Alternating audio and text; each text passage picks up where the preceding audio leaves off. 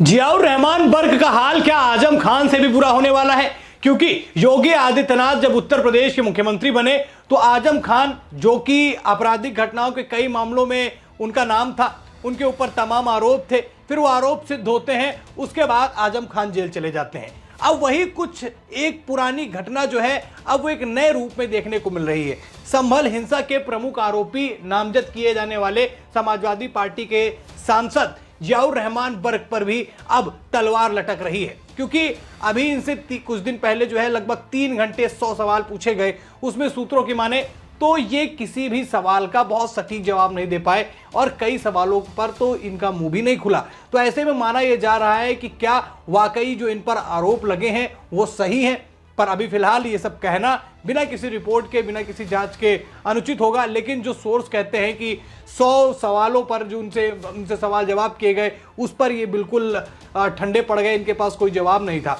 संभल में दोस्तों होता क्या है कि 24 नवंबर 2024 का मामला है। संभल में जामा मस्जिद है, वहां सर्वे के दौरान जो है हिंसा भड़क जाती है। हिंसा भड़कती है, कई लोगों को नुकसान होता है, कुछ लोगों की उसमें जानें भी जाती हैं। और अब जब पूरा मामला उसका खोदा जाता है कि कहां से शुरुआत हुई, कैसे क्या हुआ, तो पता चलता है कि समाजवादी पार्टी के सांसद जियाउर रहमान बर्क का इसमें बहुत बड़ा हाथ है। अब जियाउर रहमान बर्क के ऊपर वहां से आरोप लगना शुरू हो जाते हैं। पहले आरोप लगता है, फिर FIR दर्ज होती है, फिर उसके बाद ये प्रमुख आरोपी नामजद कर लिए जाते हैं और अब इनसे पूछताछ की जा रही है। तो मेरे पीछे जो आप 2 तस्वीरें देख रहे हैं, एक ये आजम खान है, दूसरे जियाउर रहमान बर्क। दोनों ही समाजवादी पार्टी के मुस्लिम लीडर हैं, मुस्लिम नेता हैं और दोनों ही आपराधिक घटनाओं के चलते अब मुसीबतों में है। खैर, आजम खान तो पहले से ही जेल में है और अब जिस तरीके की स्थितियां बन रही हैं, जिस तरीके की चीजें जो हैं जियाउर रहमान बर्क के साथ में नजर आ रही हैं, वो कहीं ना कहीं ऐसा लग रहा है कि अब जियाउर रहमान बर्क फंसते हुए नजर आ रहे हैं। बात चलिए यहां से निकल के आती है कि अखिलेश यादव इनका स्टैंड लेंगे, अखिलेश यादव इनको बचाएंगे। आजम खान मुलायम यादव का राइट हैंड कहे जाते थे, लेकिन अखिलेश यादव इनको बचाने में नाकामयाब रहे, ये जेल में ही है। और ऐसी हिंसा जो सिर्फ उत्तर प्रदेश में न चर्चित हुई हो, संभल हिंसा, वो पूरे देश में चर्चा का विषय बनी रही हो, उसमें अखिलेश यादव अगर ये मान लीजिए आरोपी सिद्ध हो जाते हैं तो इन्हें बचाने आएंगे, ये बड़ा सवाल है और ये सोचने की बात होगी। क्योंकि ये जो मामला संभल हिंसा वाला है, ये कहीं ना कहीं समाजवादी पार्टी के लिए एक नेगेटिव फैक्टर बन जाएगा, एक नेगेटिव पॉइंट जो है जुड़ जाएगा, क्योंकि 2027 बड़ी दूर नहीं है, विधानसभा चुनाव होने वाले हैं। ऐसे में अगर इनके ऊपर आरोप सिद्ध हो जाते हैं तो अखिलेश यादव शायद वो स्टैंड न ले। और जैसे आजम खान अखिलेश यादव से नाराज हैं, उनकी खबरें जो सुनने में आती, सूत्र जो बताते हैं, वही स्थिति कहीं इनकी भी ना हो जाए। और योगी आदित्यनाथ की बड़ी दोस्तों पैनी नजर है संभल पर, इसलिए माना जा रहा है कि इनके लिए खतरा ज्यादा है। योगी आदित्यनाथ की नजर कैसे है उसके कुछ मैं रिजल्ट उसको आपको मैं एग्जाम्पल आपको बताता हूं। आप देखेंगे, पॉडकास्ट हो, इंटरव्यू हो, जनसभा हो, योगी आदित्यनाथ संभल को लेकर बेहद ही एक्टिव हैं और आक्रामक भी हैं। एक्टिव कहां है कि संभल में कोई हिंसा न भड़कने पाए, आक्रामक कहां है जिन्होंने हिंसा भड़काई वो बचने न पाए। ये योगी आदित्यनाथ की बातचीत से नजर आ रहा है। योगी आदित्यनाथ ने यह तक कह दिया कि संभल में जो मिट्टी के नीचे दबा है वो भी बाहर निकल कर आएगा, जो सारी चीजें संभल में घट रही थी अब वो बदलेगा, सारी चीजें निकल कर आएंगी। अब ऐसे में सोचिए कि एक मुख्यमंत्री संभल पर इतनी नजर रख रहा है, संभल की छोटी छोटी एक्टिविटीज पर योगी आदित्यनाथ की नजर है। ऐसे में इनके लिए, सांसद साहब के लिए यहां से बचकर निकलना बड़ी मुश्किल की बात है, क्योंकि एक तरफ इन्होंने ये बताया कि वो बीमार थे लेकिन वो चले आए कॉर्पोरेट करने। ऑप्शन क्या था आपके पास? ऑप्शन तो आपके पास था नहीं। अगर आप ना आते तो कहीं ना कहीं ये मान लिया जाता कि जो आरोप आप पे लगे वो सही है, आपको कॉपरेट तो करना ही पड़ेगा पुलिस के साथ में। ये आते हैं और आना भी ज़रूरी है, क्योंकि अपने आप को स्वयं को मालिक बताते हैं और मालिक ऐसे डर डर के कैसे भागेगा। मैं उसी बयान की बात कर रहा हूँ जो संसद में इन्होंने दिया था कि हम इस देश के नौकर नहीं मालिक हैं। तो अब इनको आना तो बनता था। पहुँचते हैं, सवालों के घेरे में बैठते हैं, तमाम सवाल किए जाते हैं और सब में ये फंसते हुए नजर आ रहे हैं। अब योगी आदित्यनाथ ये मौका नहीं गंवाएंगे। योगी आदित्यनाथ बिल्कुल इस चीज को लेकर एकदम उनका जो मोटिव है वो सेट है, उनको करना क्या है, क्योंकि संभल हिंसा के बाद में योगी आदित्यनाथ पर तमाम तरीके के सवाल किए गए, शासन प्रशासन पर तमाम तरीके के सवाल किए गए। चलिए वो तो सरकार है, अलग बात है, पर संभल के अंदर जो माहौल बिगड़ा, जो आम जनमानस को नुकसान हुआ, जो आज एक डरा डरा सा माहौल है हिंदुओं में भी मुस्लिमों में भी, क्योंकि माहौल बहुत गर्म हो गया था। किसी की मौतें हो जाना, ईंटें पत्थर चल जाना, गोलियां चल जाना, ये कोई किसी क्षेत्र के लिए सौहार्द की बात थोड़ी है, ये तो नुकसान की बात है। ये तो ऑब्वियस सी बात है कि आदमी को डर लगने लगेगा। और उसके अगर आरोपी को उस पर योगी आदित्यनाथ की नज़र हो तो वो समझ सकता है कि उस पर कैसी तलवार लटक रही है। बहुत दिन दूर नहीं है, चीज़ें निकल कर सामने आने लगी हैं।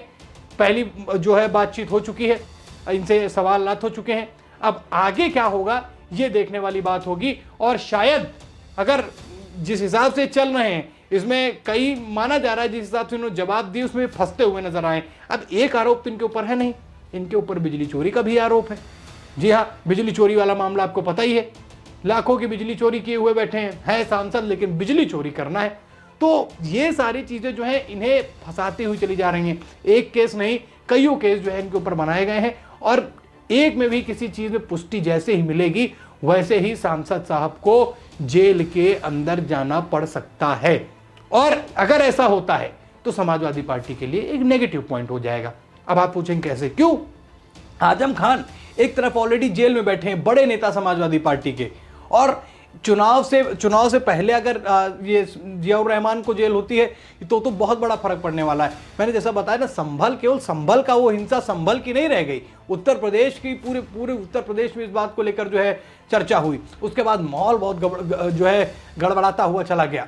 और संभल में जिस तरीके की स्थितियां हैं, अगर उसके आरोपी जो है ये साबित हो जाते हैं तो समाजवादी पार्टी के लिए संभल में तो जो दिक्कत होगी वो होगी ही होगी। लेकिन उत्तर प्रदेश में भी बीजेपी एक मजबूत नैरेटिव के साथ में आगे बढ़ेगी कि दंगे भड़काना, जैसे ऑलरेडी हमेशा जो है बीजेपी हमेशा से समाजवादी पार्टी पर इस तरीके के आरोप लगाती है, भ्रष्टाचार के, माफियागिरी के, गुंडाई करने वालों को बढ़ावा देने के लिए, दंगे भड़काने के लिए ऐसे आरोप लगाती हैं। पर ऐसे में अगर सिद्ध हो जाएगा तो समाजवादी पार्टी के लिए बड़ी मुसीबत हो जाएगी। योगी आदित्यनाथ जितने प्रखर वक्ता हैं उतने ही उनका दिमाग भी इस मामले में बड़ा तेज चलता है कि कैसे किसको घेरना है, क्या करना है।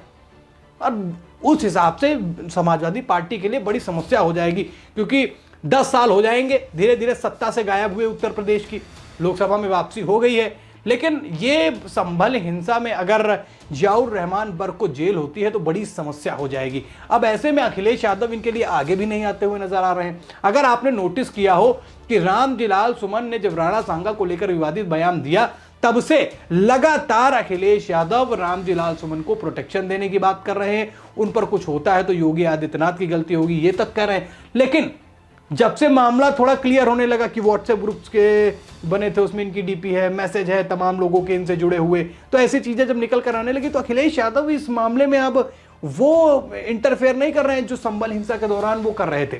क्योंकि जिस हिसाब से गड़बड़ होती जा रही है उस हिसाब से इनके लिए मुसीबतें बढ़ रही हैं।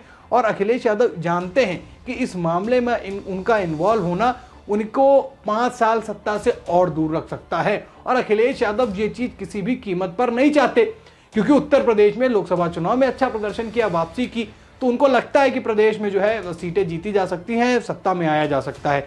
इसीलिए शायद जो है जियाउर रहमान बर्ग पर उस तरीके की चीजें, उस तरीके की मदद, उस तरीके के बयान अखिलेश यादव की तरफ से नहीं निकल कर आ रहे हैं। हाँ, सांसद हैं, आपस में बातचीत तो हो ही रही होगी, बिल्कुल हो रही होगी, परिस्थितियां जो इनके हिसाब से जो विपरीत है, क्योंकि चीजें अब गड़बड़ होती हुई नजर आ रही हैं। जांच में सही जवाब न देना, तमाम आरोप इनके ऊपर लगना एक के बाद एक, और सबसे बड़ी चीज योगी आदित्यनाथ की पैनी नजर। तमाम नेता उत्तर प्रदेश में होंगे ऐसे समाजवादी पार्टी के जिन पर योगी आदित्यनाथ ने अगर नजर मिला ली तो उनकी स्थिति क्या हुई। अतीक अहमद, मुख्तार अंसारी, आजम खान जिनका एग्जाम्पल मैंने दिया, ये जीवान थे इसलिए मैं बता रहा हूँ, जीवित है इसलिए बता रहा हूँ। अब सोचिए अगर समाजवादी पार्टी के नेता पर वो भी इस जब आरोप मढ़े गए हो उसमें योगी आदित्यनाथ की पैनी नजर होती है, तो आपको मैंने नाम बताया कि किसके साथ क्या क्या हुआ। अब ही निशाने पर योगी आदित्यनाथ के आ न जाए कहूँ कि निशाने पर है, बस न्यायिक प्रक्रिया का इंतजार है, उसके बाद योगी का एक्शन आपको देखने को मिलेगा। तो क्या लगता है कि क्या वाकई संभल में जो हिंसा भड़की और जिस तरीके से पहली पूछताछ में सवालों के जवाब इन्होंने दिए, उससे क्या ये लग रहा है कि समाजवादी पार्टी के सांसद मुसीबतों में हैं? और अगर इन पर ये आरोप सिद्ध हो जाते हैं दोस्तों, तो क्या अखिलेश यादव के लिए 2027 विधानसभा चुनाव बेहद मुश्किल हो जाएगा? कमेंट करके जरूर बताइएगा। खबर में इतना ही। वीडियो को लाइक और शेयर करें। चैनल पर नए हैं दोस्तों, चैनल को जरूर सब्सक्राइब कीजिएगा। फिर मिलते हैं नई खबर में, तब तक के लिए धन्यवाद।